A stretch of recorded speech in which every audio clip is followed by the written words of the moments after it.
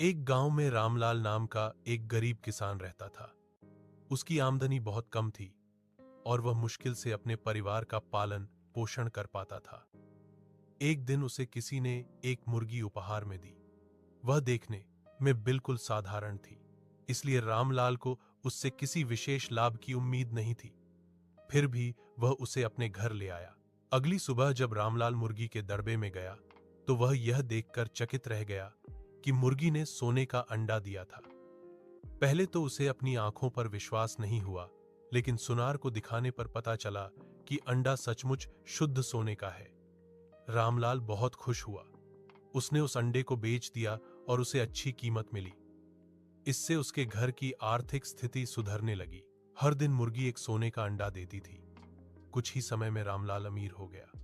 उसके पास धन, सम्मान और सुख सुविधाएं आ गईं। लेकिन धीरे धीरे उसके मन में लालच पैदा होने लगा।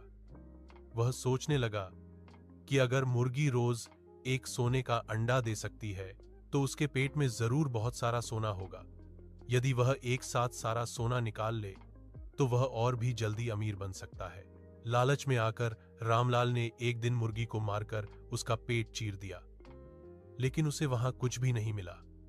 मुर्गी के पेट में न तो सोना था और न ही कोई खजाना। रामलाल को अपनी गलती का एहसास हुआ, लेकिन तब तक बहुत देर हो चुकी थी। अब न तो मुर्गी रही और न ही रोज मिलने वाला सोने का अंडा।